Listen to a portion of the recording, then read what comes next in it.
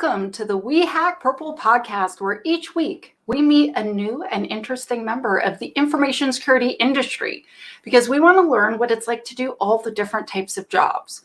We have a very special guest on today. So he was on my book stream a few weeks ago. He's a fellow Canadian, which is awesome, but he works in a very interesting area of IT security where he is in the ICS community. So like nuclear power plants and stuff, that is Ron's jam.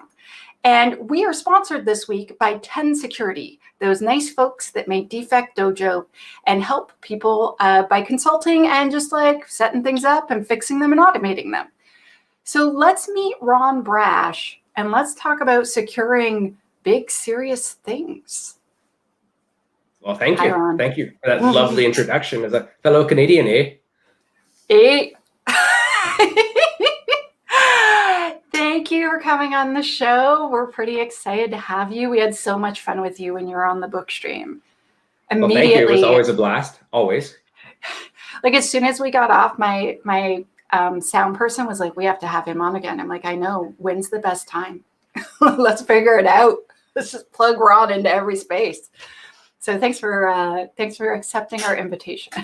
No problem. This is a wee break before the rest of my workday continues, and I'm also 3 hours in the future, so it will continue.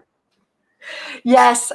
Before we went live, Ron was explaining that his evening is far from over; it's just beginning. This is because industrial control systems are all over the planet, and they are not necessarily in your time zone. That's absolutely correct. And in the current world and the way that we do business for everything, a lot of people don't understand that there's externalities to everything. So if, for example, because some of you might be from BC, you're very probably familiar with catalyst pulp and paper. Well, pulp and paper often winds up in products that, guess what, wind up as the packaging for your vaccines. And without the packaging, you don't get your vaccines. So everything goes left, right, and center, way farther than you think, even beyond your organization. And that's what makes my life very interesting, but it also makes it very problematic because you don't shut down a system when you do Windows patches on Tuesday. On Tuesday, Friday. Okay, so I just realized I didn't tell everyone this is Ron Brash, and I'm Tanya Janka because I'm bad at doing intros, and I was just excited to have Ron on. Can you tell us what your job title is and kind of tell us roughly what you do besides saving the world every day? Well, saving the world is an understatement. It's a thankless job for an industry that probably has very little expenditures for actual doing security. So, hi, I'm Ron Brash, as Tanya introduced me as. I'm a director of cybersecurity insights at Verb Industrial Protection. And so we focus on industrial cybersecurity for industrial control system environments, operational technology, and then the systems that often run on IT commodity infrastructure that support those industries. But besides my title being a humongous mouthful, what it actually means is I'm a super geek. So I get to present things in front of executive boards, absolutely. But then I'm also well known for reverse engineering embedded hardware and even bringing several products to market. So I get to do it all. There's less glamorous parts like running interviews and working with sites. It's not very sexy, but probably 50-60% of the job is actually relationship management and helping teams feel less abandoned because they were the site, but then corporates in that nice ivory tower and mending the fences. There's a lot of that going on and trying to make sure people don't lose their jobs, as well as making sure you and I get all the products that we want. So it's a really complex thing, and also including the technical part, because you can't have the relationships without passing the technical sniff test. So it's everything. Yeah. Well, I mean, if you're going to let someone touch your industrial control system, that's really serious. Can you explain what an industrial control system is for people who might not have heard of that? Sure. So when you hear IoT, it's similar, but not at all the same thing. It's similar in the sense that it's often very small. It's doing something very close to something like a sensor or maybe even something cyber physical, right? It flips off an actuator, flips a relay, turns your light switch on and off. That's IoT. But when we get towards industrial control systems, they might share commonalities, but we're talking not about millisecond delays. We're talking about microsecond delays, even sub microseconds, as in like 400 microseconds. So very, very, very tiny stuff. The difference, though, is kind of in the way that these systems work. They don't get to be fleet repaired and thrown away every 3 years like your corporate laptop. We're talking about lifespans of 15, 20 years. These are the systems that I, instead of everyone dealing with the CIA triad, the confidentiality, integrity, and availability triad, we work in terms of SRP, safety, reliability, and productivity. So things that go boom, things that wind up with people losing their jobs, localized regions, not having an entire industry because that plant has ceased to production, especially in high volume, low margin markets like pulp and paper or even oil and gas in many regards. LNG is not profitable. So there's a lot of things that we do and it's fun. So embedded in control systems are the things that we take for granted, right? Throughout this pandemic, guess what? We had water, we had electricity, we had sewer, we had vaccines, funny enough. But as you start to see, certain things will break down. And actually, after the pandemic, we are due for a lot of things not being available because the maintenance cycles and the prevention hasn't happened. And so, yeah, industrial control systems is a completely different world than just going to Best Buy and buying a new laptop. Well, and like, I think that a lot of people have not realized how many things have been interrupted during the pandemic. Like for instance, I wanted to buy some wood so I could build a greenhouse. It's tripled in price. That's wow. And so now there's going to be a housing shortage coming up because people are not like, it's going to cost more for all these different supplies. And I've noticed when I go, for instance, to the hardware store, that certain things that I know weren't actually affected, they're like, you know what? I'm going to bump it up 20% because I know I can, because all the other prices went up and people don't know. And so like working in BC, we have the trees and we have the lumber, but apparently like a bunch of large American companies actually buy the lumber a year in advance. And so because they're struggling to keep up because of the pandemic, we're just not allowed our own wood, which sounds weird, but that is how it goes. So for instance, like you can buy wood at Home Depot in America, but then it's harder to get here at Home Depot because of the way supply goes. Yeah, I think we're going to have a lot of interesting stuff after the pandemic kind of smooths out a bit. Yeah, well, there's a few other areas that are similar to wood. So everyone says oil and gas, super evil, terrible for the environment. Well, if we had been very smart, asphalt is one of the most expensive things that you can make from oil and gas. And the tar sands do that. They actually make asphalt very, very well. It would have been a great time for us to pave all of our roads. But what people forgot was that because there was such a glut of fuel on the market, we're actually paying that at the pump now because the refineries cut production to raise the cost. And therefore, we are accepting that because they run the gas stations. So everyone is playing a game to a certain extent, but also because they need to cover their margins. If they weren't making profit, they need to reoccur it somewhere or regain it somewhere else. So there was a bunch of that happening. And if you work on the networking and hardware side of things, or if you work in the automotive, you'll find that guess what? Your car lots have no cars on them right now. Well, because all of the commodity chips that are supposedly made in Taiwan are getting actually held up in China because of China First policy. So a lot of Cisco equipment, I've been waiting on it since the spring, or my firm's been waiting on it in the spring for one of our customers, and it's not being made, or it's not even coming in because Cisco can't guarantee the dates because of a China First policy.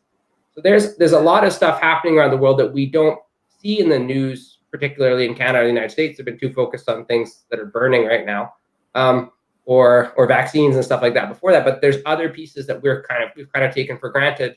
And we're starting to see the repercussions of that after a year and a half, going on 2 years.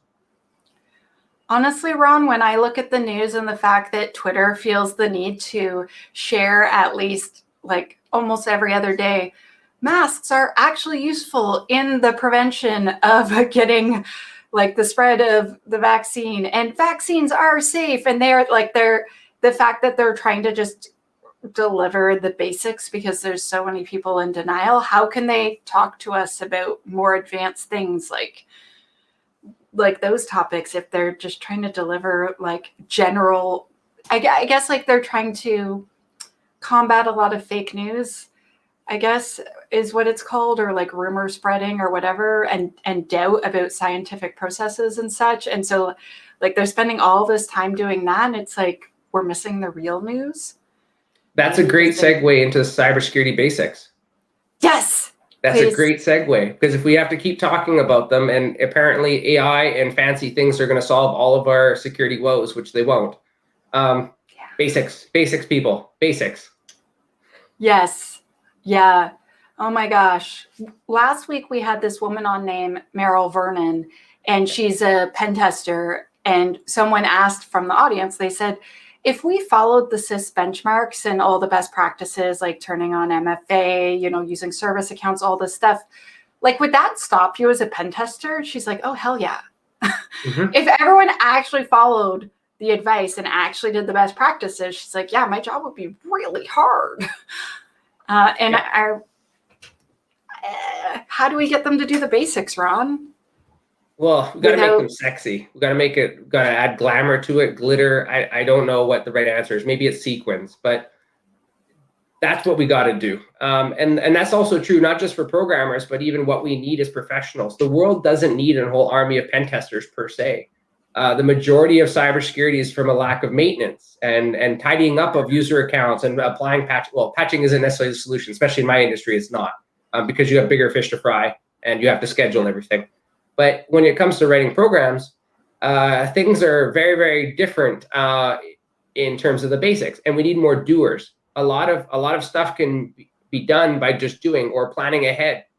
In many regards, DevOps and lean stuff is actually kind of counterintuitive for security, because people cut corners going from sprint to sprint to sprint, and they paper mache upon paper mache without thinking through the consequences. Like, so, okay, I'm going to accept user input. So this sprint, we're making our interface. Where was the task item to sanitize the input? Oh, well, we'll do that in the next sprint. But guess what? There's another feature being paper mached on it. And that's the progression. Industrial is the exact same way. IoT is the same way. If I actually was a VC, I would recommend that no VC ever buy a startup that does IoT devices. Maybe buy it for the idea, but can all of the code, because it's entirely worth throwing out. So there's a huge thing for basics here, and we can go into many of those discussions. And I think that's, I guess, kind of how I also got into the industry, is by being pragmatic. So who knew basics are sexy and they get you a job? They really do. I have a question. So there's some chat about actually about vaccines in the, but I'm not going to comment on it. But someone was saying, isn't part of DevOps security as you go? So in my opinion, security should start at the beginning, and it should be a part of everything you do. And I have lots of thoughts on how to build it into DevOps. But is it de facto a part of DevOps? Well, no. No. I thought lean agile programming practices would do more work with less people, so we can save money. That's what I've heard is from most organizations. So I kind of joke about that, but I'm saying that tongue in cheek. You would think security and engineering. Well, okay, let's look at it this way. The basics. If you look at the basic word security implies stability and the overall integrity of something, especially if you go after the finances sort of sense of the word. Mm-hmm. And 80-90% of the vulnerabilities in devices is related to poor engineering and poor coding. So for some reason, development and well-designed things they're not integral, they're not intrinsic, and for some reason, maybe it's an ownership problem as well. Persons don't think security is their job. That's the cybersecurity professionals, or it's their tools job. I don't know what the excuse is, but that's one piece. And then if you're a DevOps person, you might be integrating other people's code and thereby infecting yourself. So who's responsible for that as well? So that there's so much on all of those things, that it all stems around not cutting corners and being pragmatic. Maybe not super pragmatic, like in the sense of being dogmatic, but going back to the real sense of engineering and security and writing your code as such. Plan for the worst day, and you can't be surprised. And you can do so without affecting your schedule too much. Yeah, especially if you plan it out in advance. And especially if you template things, if that makes sense. So, we're going to build an IoT device. And so last time when we built one, what were the security issues we came up with? What were things that were requirements that we need in every app? Like, let's build that in from the very beginning, make it part of our original plan. But yeah. I'll give you an interesting example. So there was this concept of writing code based on parameters. So it was called dynamic programming circa 1980s. And it was built on the whole concept of using models to write your code. And so if you remember the earlier days of Unix and Linux and even Windows, your configuration files were super unstructured. You could do whatever you wanted to the drivers because nobody did any sanitization. Onward you would go. And then along came XML with XSDs. And everyone's like, well, yes, it's super expensive performance-wise, off you went. But now I'm seeing the complete opposite, where everyone's throwing everything into a binary JSON stream, and there's no model to even properly parse out the results to know what your worst case is and what your allowed inputs are. So we've actually regressed again already within a short span of like 5 years. So there's all sorts of interesting things. Oh yeah, that's a good one, Kellen. Yeah, absolutely. We should say it out loud for people listening. For sure. Okay, so Kellen has a great point here. Just to kind of go down a sidetrack, I know from an industrial standpoint, and he came from oil and gas. There's always a problem of cutting labor providers while increasing responsibilities. Absolutely, it's true in corporations. It's true everywhere, especially where if you're in an industry that has become globalized in general, where you need to be very, very effective and cost efficient. Yeah. Okay, so Ron, what is a day like in the life of doing like securing industrial control systems? Or what is a day like in the life of like your job as a consultant trying to essentially accomplish that? Ooh, there's so many things. And then we could even go back to when I was more of a developer as well. So being a consultant, everyone thinks it's very glamorous. It's like being an entrepreneur, and for some people it's great, and being a consultant is also great. But also it's like having a family. If you're not just the only employee in your organization, it's like feeding a family. If you have employees, they're wasting your money if they're not making work that makes money. They're kind of like kids. But you got to feed them. And that's the piece here, but also you forget that there's a huge mental cost to it. And so if you're going to have a high stress life, potentially like myself, I'm not necessarily soapboxing that that's what someone should do. And I've paid some mental dues for that. But my day of my life is get up early and look at probably 3 or 4 pages of notifications. It'll calm down. Then the meetings start. And then you'll calm through, and everything always comes in waves, where another big incident comes out and you're getting calls about that particular thing or that vulnerability because the customer's like, I have no idea if this applies to me. I don't even know how to read an advisory. So there's those pieces. A lot of it's firefighting. A lot of it is doing assessments. A lot of it is teaching. And I try to do so without being very, as a vendor shill. I try to be more plus about how I write or how I speak. Okay. And then on the other side of it, eating my family. I don't know what country you're in, but all right. There's that side. And then the other piece that you need to consider is that consulting is not a glorious job for the most part, unless you take on very technical, well-defined scope problems. Consulting means you get brought in for one of 2 things. They need a scapegoat, and you're going to get put under the bus. Or 2, you're getting put in as a consultant to solve a problem because that business is unable to do so of their own because of toxic culture, has no money, whatever. And you're probably still going to get thrown under the bus at some point during that whole adventure. Very rarely do you get the third category, which is this is actually going to go somewhere correct. Maybe in very, like I said, very specific technical problems where it's well defined. If I'm going to make a device from start to finish, it's going to do A, B, and C. You can do that. That'll work out well if you're very good at it. But when you go in there to deal with human problems, build roadmaps, do technical assessments, it never goes well. People are unavailable. Schedules mix match. People are afraid to tell you the right answers. You have to go find them or surmise. You have to. I don't like the word manipulate, but that's the truth. You actually have to massage them into giving you basically the answer that you suspected was the real answer. You kind of just reposition them. You offer help at the same time under the guise that you're actually questioning them. There's a whole art to it, and I don't like that aspect of the job, but it is very important in order to get to the base of the problem.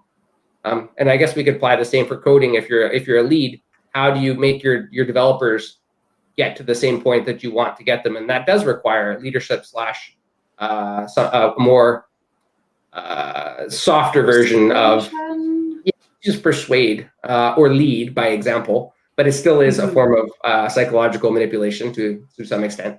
And that's also that's bribery. Incentivization. Incentivization. Yeah, I will make baked goods and bribe Perfect. teams with them, like banana bread, chocolate chip cookies. Like I'm not above that. And then the other piece is depending on who your customer is, sometimes they tell you to jump and you got to jump 3 feet or sometimes 10 feet yesterday. But then simultaneously, what I'm doing as part of in my job is I'm also reverse engineering other devices to figure out how they work. So what it's undocumented, it's highly proprietary. Probably Bob or Jane has since retired or passed away, potentially moved out of the country, God forbid, or it was outsourced as well. So nobody knows anything about anything. Companies have been acquired, divested. So there's all sorts of. I never asked to become a historian, but I kind of have in many cases. So there's a whole aspect of there, and like I want to go find an answer on Google, it doesn't exist. You want to call up a maintainer, not possible. This is a whole other world, and then there's the whole politics about vulnerability disclosures, which we could talk about as well. That's another world where you need to be watching your back from the corporate lawyers. We thought we got past it, but we haven't. So that's my whole life is all of consulting, project solving, vendors, teaching, speaking, you name it, and also raising a puppy named E.T., the Canadian APT. Oh my gosh, he's so cute. He's so 2.5 pounds. So what type of puppy is he again? So he's a Chihuahua, but he's a certain kind of Chihuahua. Correct. He's a deer-headed Chihuahua. Oh, what a cutie pie. And not barky. Does not bark. Not yippy. Okay. Yeah. Sign me up. But a little dog. They're not recommended as your first-time dog. Oh, really? Are they high maintenance? They're not high maintenance, but you have to teach them and treat them in a certain way. We're still struggling with a couple basics like the pee pad, but everything else he's doing fantastic. Okay. Yeah, I've never had a dog before. However, my bonus daughter, it sounds nicer than step, really wants a puppy. And I'm like, can it be as small as possible? And that dog is so cute, Ron.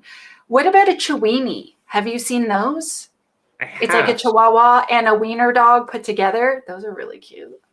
So I always try to keep what's meant to be kept as something. If you start breeding things that are like long, short, with multiple weaknesses, you're not going to wind up with something happy. So wiener dogs are notorious for having broken backs, hip issues, joints, not deer-headed Chihuahuas, but apple-headed Chihuahuas, all are also the same. So kind of, again, there's another lesson there.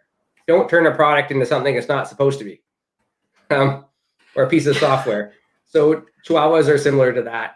And I could find analogies all day long to my dog or to cars and how to make them better. But I have to say that is a really cute dog.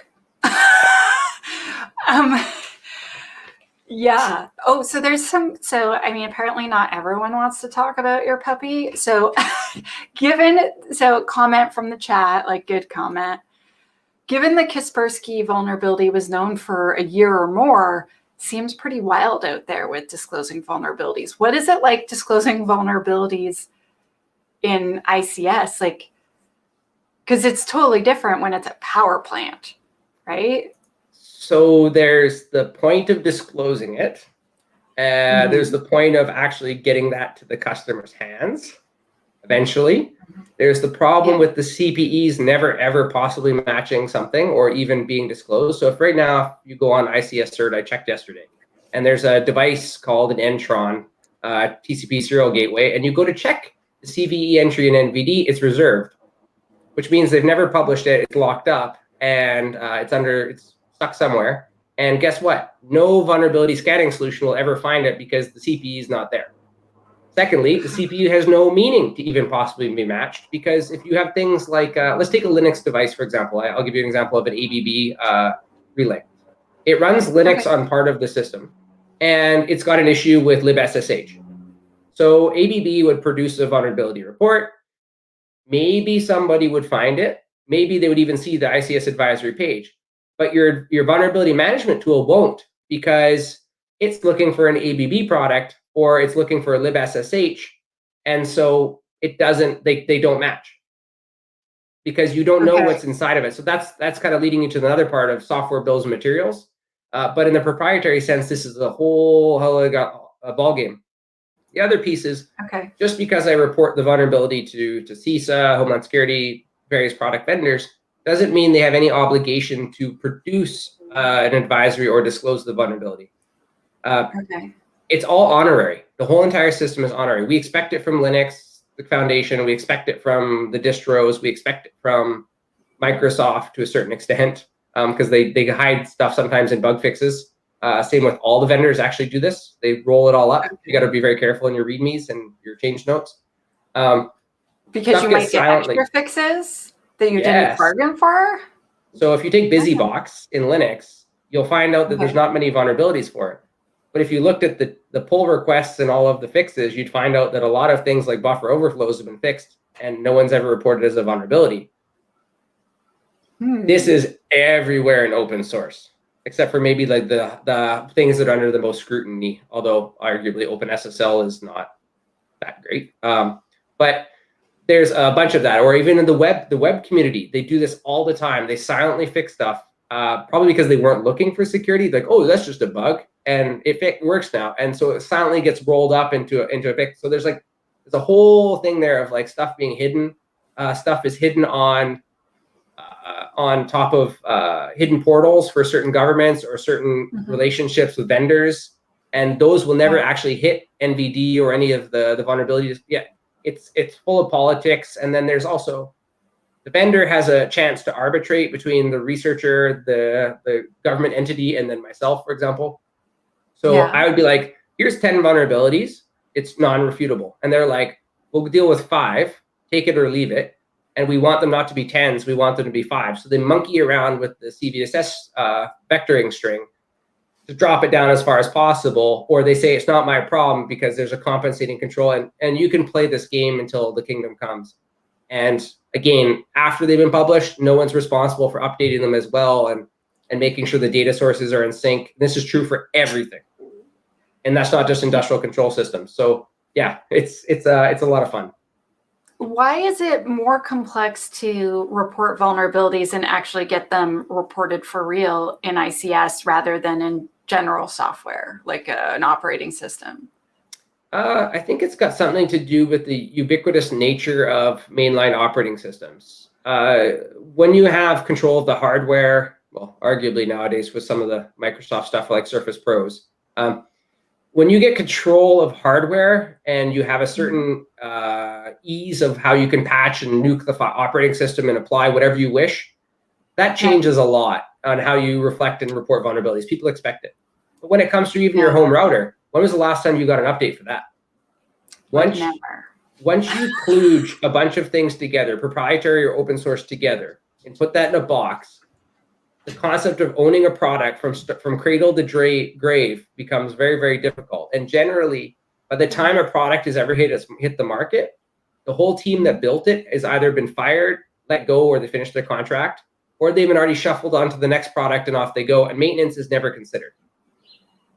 Yeah. And when I say maintenance, that also includes updating your core operating system. By the way, those of you in containers, please update your core operating system and your dependencies inside it. Containers are not a way to sweep everything under the rug. I'm saying that again, and I know it's coming. Yeah. But yeah, that all of that stuff that I'm describing makes it so tricky. And then Kellen again had another great question. So about how do you secure something that's so remote, not physically secure, guarded, or like a pump jack or pipeline controls?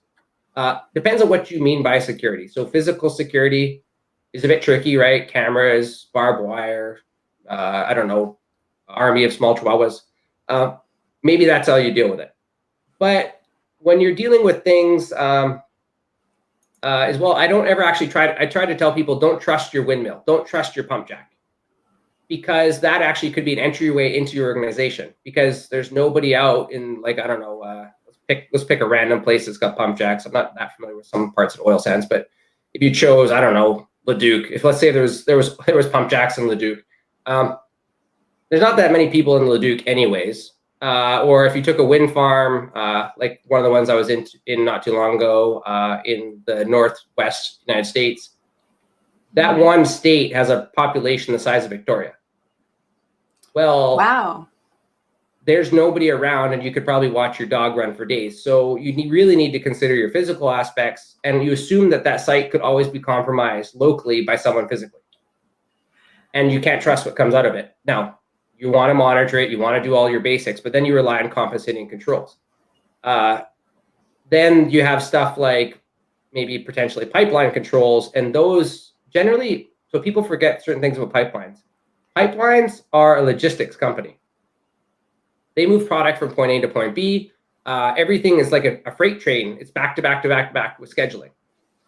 If you screw up the scheduling, I can't guarantee what's in the pipe. I can't say that someone received 10,000 gallons of X. All of that starts to change. And so you just stop the pipeline because you can't control the billing and metering. It's pretty simple to deal with that. And there's so many manual places in there. But you try to stage a lot of it. So security becomes very tricky remotely as well. But then you need to also make sure that you can trust what you have, and that gets very tricky, especially in assets like a pump jack or a well, where security upgrades, even on hardware that's long end of life, they're not possible because you'd rather abandon the well and throw a concrete plug into it and forget about it for the remainder of humanity than to put in new products. So it's really, really tricky.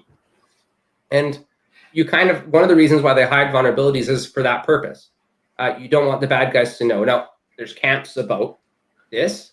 You can pick your religious side of the debate. Some types of vulnerabilities in certain things, I do agree, should not be public knowledge. But they do have to show up on a register somewhere, because otherwise the asset owner would never know they exist. Yeah, and how do you fix it? If you don't know about it, it's hard. Well, you can't fix it because that turbine control system has been out of manufacturing for, I don't know, let's say 10 years, and the cost of a new one starts at $500,000. And that's for the most basic safety system. So you can see that it becomes a very different scale of just starting new with a new framework and patching and doing all that stuff. You have to think about how you do stuff. And that's what really is starting to scare me about IoT. Now, you could say containers and load balancing might help potentially, but that's assuming that the developers have not decided to use a new framework every 6 months, because you have testing to go on all this as well. So that it's so different, and that's the only way I can explain it. And if you think regular cybersecurity and development is kind of a niche section of society, we're talking about something that's like fringe of fringe. Yeah. Okay. I have to thank our sponsor, because somehow 33 minutes have gone by and I don't know how that happened. Thank you, folks from 10 Security, for sponsoring our podcast for several weeks in a row and buying a whole bunch of diversity scholarships. Yes, that's right. We Hack Purple has a diversity scholarship.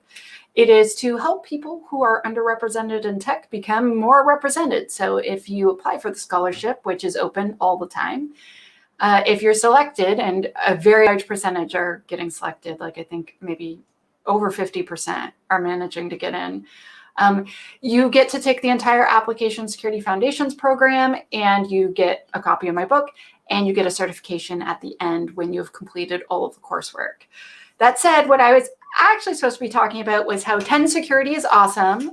They are consultants that basically created Defect Dojo, which is a vulnerability management system. They're super nice dudes, and they will come and set up your DevOps pipelines and automate all the things. And it's pretty awesome. I've got to work with them before, and they are a blast. Also, We Hack Purple just released our newest course. It is called Secure Coding. It is a language agnostic course. It is $249 for an on-demand course of 3.5 hours worth of videos, 80 articles, checklists, quizzes, code review. So I'm supposed to tell you about that. And also this Saturday, we are doing chapter 5 of Alice and Bob Learn Application Security. That's right, this Saturday at 1 p.m. Pacific Standard Time.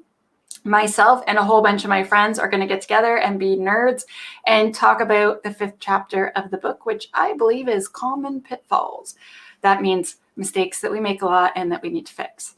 So I've done lots of marketing, and I would like to go back to Ron now and ask him more questions about like how someone could get. So Ron, I find this area of security really, really interesting. I remember in Ottawa, I got to see a talk, and how do I add you back in? I want to add you. There you are. Okay, awesome. I just forgot which button it was. I saw someone give a talk on this, and it was really, really interesting. But honestly, the person was full of beans, let's say. And I like that person. I was just like, well, that guy's just full of crap. But I was super fascinated by the topic. Like, how can someone get into this line of work? Because it's really niche. Like, I have people tell me what I do is niche, but that's I got nothing on you. So like, how's someone even start? Well, I had a bit of a head start. My mom and dad sold the most fuel for Chevron in North America and retired at a nice ripe age of mid-30s. So I got lucky. I got lucky that I was dipping tanks and going out in the fuel trucks with my dad back in the days. And by the way, I was born in Tofino. I lived in Ukiulet. So, and now I live in Montreal, worlds apart. But I grew up in that environment. I grew up with people cutting down trees, getting oil out of the ground, going fishing, all of that stuff. And for right or wrong, that made me behave certain ways and talk certain ways that are maybe a little less PC that I had to correct as I got older. But I grew up with a mindset of MacGyvering, making do with what you had, solving your own problems. For those of you that remember what man pages are, we had very slow internet. I grew up on it with 286s and trying to make stuff work. I was writing basic websites and getting Shaw Cable to host them, even with my, I don't know what I had, how much bandwidth I had, maybe 50 megabits per month, or I think megabytes of traffic per month. I think that's what I had when I was in like grade 4 or 5. I was making a silly website for something. That's what I preferred to do when I was super young. But I grew up solving problems. And I actually like to even ask people as an interview question, do you know how to change the oil or brakes on your car? Now, less people have cars than they used to now. But the reason why I say that is if you don't know how to do it, how would you go about finding the solution to that? And if you can't even come up with a question like, well, I'd go look up the model of my car, I'd go find a manual on the internet, I'd go get a jack and start, or look at YouTube videos, then I've already disqualified you probably from the interview. Because my time is very valuable. I'm not saying that I don't wish to mentor people, but I want people that do the time to get ahead. I want them to want something, right? Versus me spoon feeding you and you not knowing why I'm spoon feeding you. Like, I don't mind spoon feeding someone, but they have to understand the consequences, the impact of what I'm trying to teach. If you can't do that on your own, no matter amount of courses, university you go to, you're going to still struggle with life. It's like not having a mission. It takes you a lot longer to get focused, right? You might still achieve several objectives and goals and milestones in your life. So because of the way I was brought up, and I got lucky at being in the right place several times, so arguably, again, luck is half of it's being prepared. I actually did a diploma program as part of my high schooling at VIU, which at the time was called Malaspina, which is, I did a 2-year program called ITAS, Information Technology and Applied Systems. And it was a mixture of systems dev to networking to basic programming. And I'm going to tell you, security was not one of the functions in any of those classes for programming, but we had a Security Plus thing. So before I even finished that Security Plus course, I'd already taken the exam. I'd already taken my Network Plus. I'd already taken my Linux Plus before I even finished the diploma, because I was like, well, if I'm doing the course, I might as well validate that with something else for an extra couple $100 at the time. CompTIA is dirt cheap. Great place to get started in security and the basics, by the way, in terms of value per cert. Still like a decade later. Actually, it's more than a decade now. So I started there, and then I started working for a company that was based out of Lansville called Tofino Security. We were the first in the world to do industrial control systems and firewalls. And a gentleman named Eric Byers, who's still a good friend of mine, by the way, who just won the BC Ventures fundraiser, well, the thing for Adolis, which, by the way, is also SPAC in Lansville and Nanaimo. So if you're in that realm and you're looking for some work, I know they're looking for some skilled persons, but not necessarily skilled in a particular language, but have the drive, the mission. Why are you doing this? Well, we're doing it to make critical infrastructure better, right? There's a reason why we're doing it. So he took me under his wing, and then I was doing technical destructive testing and all that stuff. And I said, I don't like doing this. So I went and did my bachelor's in BCIT. And so you can see the whole trend of this was I knew what I wanted to do, and I did the time to do it, even if it was difficult. I bridged and skipped 2 years of school and went straight into my third year at BCIT because I did the time and did all the bridging while I was working. That is how I did it. So if you're going to try to get into a very high stress type environment, for right or wrong, not everyone can excel in it. There's room for everybody.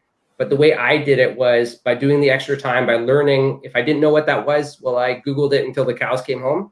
And then even if I still didn't understand it specifically, well, on Monday, after the weekend on Monday, I'd go and ask that person, okay, I Googled it. Here's what I understand, confirm, deny, give me my next thing to Google so I can go figure it out on my own. That's how you get into this. You don't necessarily need to go and become an electrical engineer or a process control engineer, then go into cybersecurity. You don't need to be a web app developer necessarily to do embedded systems. You can do it if you got the drive. And that's my advice to everyone. If you want to get into the space, do the time, understand the language, understand what the customer's needs are, and you'll get there. It's really simple. What type of technical skills do you think someone needs to be able to do, because if we make a list of like the types of things they need to know, then they can go and clobber those things. Good question. So here's a fun one. If you want to be a good web developer and do WebSockets, do you think it's important to know networking? Most web developers don't understand how TCP sockets work in TLS. That's a problem because you don't know how the secure connection is set up, nor the primitives. So you do need to have some fundamental skills and basics in there. No one's asking you to be a algorithmic and cryptographic wizard. They're just understanding that you need to know the primary basics. What is an IP address? What is a port? Oh, TLS implies this, this, and this. Those are the types of basic skills. So if I were to say, what were the basic skills to get in this besides your personal soft skills?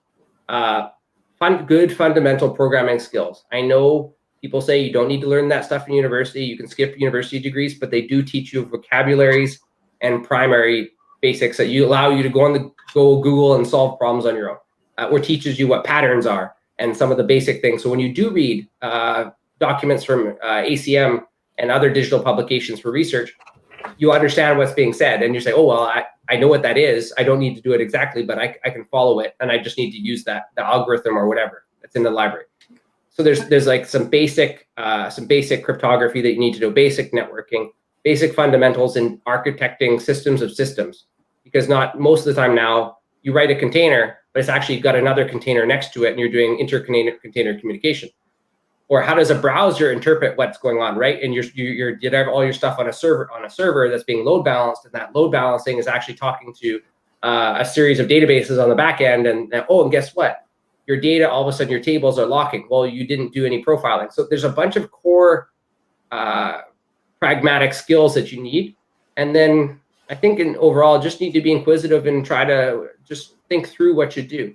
I had a junior ask me with one on my side that I mentor.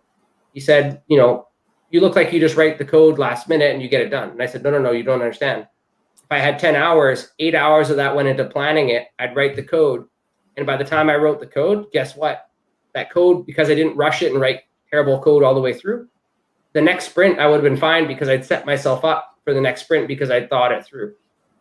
Part of that is experience-based, but part of that is something else. So there's a whole bunch of things, not just skills that you need to acquire, but the way you think and the way that you plan, and also just try to glue different, even disparate experiences together, and you'll find out that different domains all talk the same. So if you take electrical engineering, take computer science, you merge them together, you're going to find that you're going to go really far together. So skills are like cybersecurity by itself or secure development.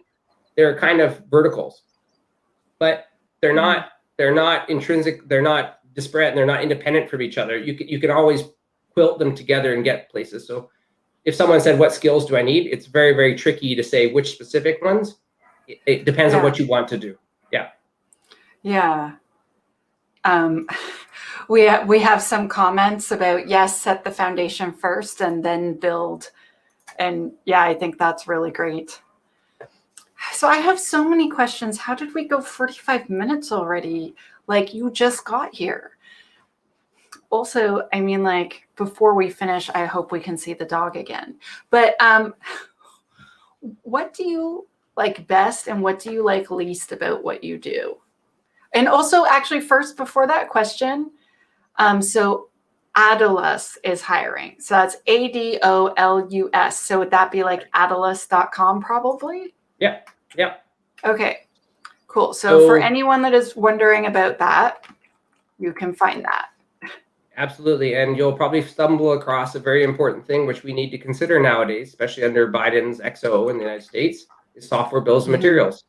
So that's what they're going about. And I recommend everyone wonder about where your code came from and what you've done to it. And because there's a few things to be said there. Just because something they're using has a that says it's Linux and a particular version does not mean it is exactly as it is. You've modified it, you've adulterated it. There's so much more to think about than just, oh, I've used this package and it came from Debian or it came from Red Hat. It's been adulterated and modified by the maintainers, and so one vulnerability might not apply to you because you've done something else. So there's so much there that we all take for granted when we ask Visual Studio or whatever IDE is. Go import, sure, but you forgot the rest of it is you don't know what you imported and what the consequences are. Now, if you're doing web apps, maybe that's not so bad. Although with supply chain attacks, that's true. But yeah, there's a whole world there. So that's what Adolus is doing. I'm giving them a free pitch because they're in Canada as well. And for programmers, Canada. For programmers, definitely it could be a very interesting way to get started in your career. For sure. So I have been informed I must ask the cheese question, but first, what do you like best and what do you like the least about what you do? Because what you do is very specialized. It's different than a lot of other jobs. And I bet there's different things that are kind of awesome and different things that are not awesome. The part that's not awesome is that every time I do an assessment, I always find things wrong that we've been telling people to do right for the last 20 years. That is beyond frustrating. Beyond frustrating. The other thing is I'm seeing new products also winding up with all the same mistakes that were quite some years ago. And they're actually being amplified by the amount of extra things being allowed in a device. So before you had a 300 megahertz CPU, you had 16 megs of flash if you were lucky, and maybe 32 megs of RAM. There's only so much you could do and so much you could put on that thing. But now we've got a quad core with a gig of RAM with whatever you wanted for a piece of NAND flash. You could have a 10, 30 gigs, whatever, 4 gigs, whatever. And so you're winding up with a system that's got everything in the kitchen sink in it. And actually attackers don't need to even bring any tools with you because you gave them the whole platform for free. So certain parts of my life are getting harder, and we're gonna see what that's gonna look like. And by the way, all those IoT devices that you're buying get abandoned so fast, not just because the vendors are disappearing or they're abandoning the product. The hardware has changed, and so they don't maintain the product. There's a whole world there too. So that's the parts I don't like, and the slow pace of which you see security moving. It's hard to find budgets. Imagine trying to get a whole bunch of fiber laid and get all this equipment if you're stuck because of Cisco right now. If you're trying to find the budget for it, where it's like $5 or $6 per foot, but then you haven't counted in the cost of the swap over, the shutdowns, all of that. That sucks. What do I like best? I'm seeing more and more of the devices that I've actually built for security. Before I left one of my employers in 2014, I see them much more regularly now. So that's what I love about my job. Stuff I've made is showing up in the workplace. I'm having calls from product security officers as a friend to ask about particular questions and how do I deal with this. Being recognized and having my articles going around in certain circles where I didn't know that was classified, and it turns out they classified what I wrote. That's the nice part about what I do. And that's what I enjoy. Or having individuals come up to me and I help them present and I watch them do great. That's what I love about my job. Even though it's not part of my job, it's what I do just as my own profession. So that's what makes me keep doing what I'm doing. Oh, I love it. That's such a fantastic answer. So now the cheese question. So I was trying to figure out like a polite way to say, does your job pay well for what you do? And so we came up with the cheese question because it's like, are you able to buy as much cheese as you want? Because cheese is an expensive grocery store item. But you and I were talking a little bit about this before the show, where we're talking about how security engineers, it's just off the charts how much they're charging now because there's just not enough of us, and companies are having a lot of trouble affording the security teams they need. What's the answer? Well, I'll break that into a few parts. I am paid very, very well, but not well enough in the sense where the housing prices have gone up to such a point that even if I could do the down payment, I don't want to drop that much money per month on just a mortgage payment. That makes no sense. So that's my answer to you. But I do say that it is enough cheese. So enough cheese is something very interesting to think about for a lot of people. Is I've managed to buy happiness. So I bought ET, which is now the price with all of the shots as the price of a small used car. And then you have my boat, which was I named it Happiness because it's proof you can buy it. I love water. It's what I want to retire early in the next 5 years just to live on water. That's all I want. So there's enough cheese, although right now the housing market's kind of ruining how much cheese is necessary to get there, but that's one piece. In terms of salaries, that's a very good point. So generally, things pay quite well, but people need to be very mindful of who can pay what. So just because Google can pay 120, 180,000 US dollars does not mean that the government of Canada can do so. Because to do so means that all of our taxes need to go up, or the price of everything goes up, or we'll make do with less, right? So I'll hire one individual, but not 5. Those are very interesting things to think about. You need to be very conscious about. So again, what's enough cheese for your lifestyle is a very important question to ask yourself. If you ask for lots of money, guess what? Double the work is expected from you. And learning is on your own dime and dollar or on your own weekends. And guess what? That's life. There's also, to be honest, I don't think there's actually a shortage of resources. I think if you looked on LinkedIn, there's tons of candidates. What there is a shortage, though, of is individuals who can think for themselves, can add 1 + 1, or maybe 2 + 2. That's the part that's missing. And if you consider, let's pick, I don't know, a smaller business in Nanaimo or Victoria, that's probably under $1 million of revenue. They don't, and they're mine. There you go. So could you afford to pay someone software engineering 120 or 160, and the benefits on top of that, 4 weeks of vacation and so on? We need to start being realistic. And most people that are asking for salaries have never ran or owned a business in their life, or been exposed to one. And that's the really hard truth that I don't like telling people is you think you might be worth that, but guess what? The market's going to collapse, and you better be worth 160 when the market collapses or those businesses are having a bad day.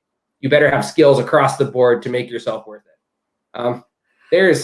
There's a lot to be said about how much cheese and how much you can ask and what's realistic in the market. I mean, the job market is going to crash and the bubble's going to break, and a lot of people aren't going to have jobs, unfortunately, I suppose. But that's just my belief. I'm honestly hopeful that we can create a lot more security engineers, like by making training more affordable, like not just We Hack Purple, I mean the industry in general. I'm hoping that like schools, universities, colleges, even high schools start actually teaching stuff that can land people jobs, so they don't have to pay $7,000 American per course that they want to take. Talking about SANS?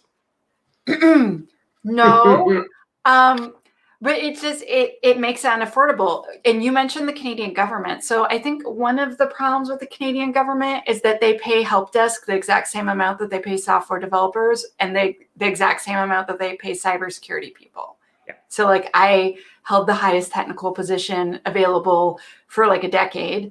And I remember like talking to the help desk dude, and it's like the help desk skill set is easier to come by than the cybersecurity skill set because of cost of training, because of certain amounts of experience you need to get there. And it doesn't mean that their work do not have value. That's not what I'm trying to say. But in the market, it has a different value. But the Canadian government lumps them all into the same thing. And it's like, I'm sorry, I'm not willing to take a $50,000 pay cut to work for the government.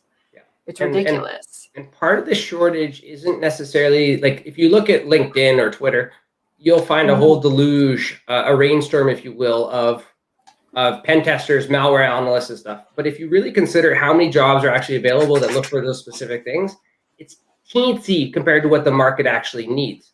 The market needs administrators that are capable for Windows boxes. We need people to do all of these things properly, which, by the way, are generally the reason why all the systems are getting hacked or popped. Same with coding, right? So you brought up a good point. Most of the coding examples that you see on Stack Overflow, the coding examples you saw in your textbooks, garbage. That's also true for embedded IoT devices, where the SDK that comes from VxWorks or ARM is full of and riddled through holes. I make jokes about even Qt Linux or Qt in C is that they're not even doing the practices that they're recommending. So there's multiple areas that we need to be doing this, and you don't necessarily need to have to be a cybersecurity only person. Most of the cybersecurity professionals that I know that are, let's say, like ourselves, we didn't necessarily come from that. We came from a different background, and we learned security as an additive to our roles, more so. Or at least that's how I did it. It became an additive. I came as a developer, and I learned security along the way. Most of the time, you don't learn if you learn security first and you don't learn how to program. That could be helpful, but that's not usually how it works. That's not what the employer wants. So it's a very delicate dance, depending on which job role it is and what industry you're in and so on. I don't think there's a formula, but there's a lot of finesse. I would rather have one skilled AppSec person with a whole bunch of software developers that have secure coding knowledge and experience than having like 10 people on the AppSec team, but none of the devs have like any security training. They have no security knowledge. It's much better to enable everyone to do their jobs securely than to hire 100 security staff to run around and whack people with sticks. Absolutely. I mean, that's true, I think, in every software development thing, right? Like I'll take a video game company in Canada, and you have a very famous game, and there was roughly I'm just going to round the numbers, but it was 100 developers. 10 of those were doing probably 80% of the work. 10. 20 of them were probably doing the other, like another 10% of that work, or maybe even 30. And the rest were just doing things, looking for spelling mistakes and having coffee in the coffee shop that was built into the building. And just, trudging behind the wagon, right? There's nothing wrong with that, but that kind of tells you a lot. Is the majority of what we need to be doing in terms of security is really related to discipline. Having the ethic to be like, that looks stinky, let's fix it. Versus just putting it off. There's so much that we can fix and we can do and to make it a part of our job. But just I don't know the right answers to all this. I wish I did. I mean, but I have a feeling that even in 15, 20 years, nothing is going to have changed. Just that the technology will have changed names more than anything, or gone more virtualized. I don't like that I have to agree with you, because a lot of what you're saying is true, but I wish it wasn't true. So it's hard. I could talk to you all night, but I'm definitely getting the you are supposed to wrap up now signals. If people want to learn more about you, if they want to follow you, what are their options, Ron? Sure. So you could go through vervindustrial.com and you can read a bunch of my ramblings on the blog or white papers. Some of them will have a little marketing twist. But if you wish to get a hold of me, you can reach out to me through my Twitter, Ron_Brash, BRASH, or you can even add me on LinkedIn, and I would be more than happy to add you back and have a conversation with you however you wish, even if it was a one-on-one call to ask and answer certain questions. So feel free to reach out to me however you wish, even if it was about the wakeboards behind me or about ET, the Canadian EPT, and I would be more than happy. So thanks for joining us. Thank you so much. I want to just spell out Verve Industrial for anyone that's listening that can't see. So it's Verve, like remember the band, The Verve. So VERVE, and then industrial, just the way you would think, and then .com. Because sometimes with podcasts, we speak quickly, and I want to make sure everyone can go and visit. Oh my gosh, ET, the Canadian APT. Thank you so much, Ron. Thank you. Thank you to ET for joining us and being adorbs. Oh my gosh, heart melting. Seriously, everyone on the internet is missing the cutest dog on the planet. Um, thank you so much. And thank you for sharing all this amazing knowledge. This is really, really great. I felt like you had a lot of fantastic advice, especially about like just setting a really good foundation, having the good work ethic. And I love how you're like, plus you have to have a certain amount of soft skills. Like this is automatic. You have to have some skills. That comes up a lot on this show. And we could talk about how soft skills are important, whether you're male, female, neurodivergent. If you want to get promotions and not to get passed across, soft skills are very important. Is in advertising your own brand. We could have another webinar on that as well. Ron, I feel like you and I could talk for 4 hours, honestly. But yeah. Are you going to B-Sides Calgary? Just like totally random. We have Purple sponsored B-Sides Calgary, but okay, no, you're not. Okay, just wondering. Thank you again, and I'm going to actually say goodbye. I'm really bad at saying goodbye. So this is Ron Brash. He does ICS Security. I'm Tanya Janka. I want to thank all of you so much for coming to this show. Thank you, Kellen. Thank you, Ben. Thank you, everyone who showed up. Thank you especially to Ron. Oh my gosh, that's such a great conversation. Thank you to our amazing sponsor, 10 Security. We appreciate you guys. I am Tanya Janka, your host, and up this Saturday, July 10th, is Chapter 5, Common Pitfalls of Alice and Bob Learn Application Security. We are going to talk about the OWASP Top 10 and how it is not a standard. We're going to talk about a bunch of other common pitfalls like race conditions, buffer overflows, and all sorts of other stuff that you as software developers need to be concerned about. And most of all, how to fix them. Thank you again. Oh, and you can join in at 1 p.m. by going to YouTube/SheHacksPurple. That's me, your resident nerd. And so thank you so much, and we will see you next week.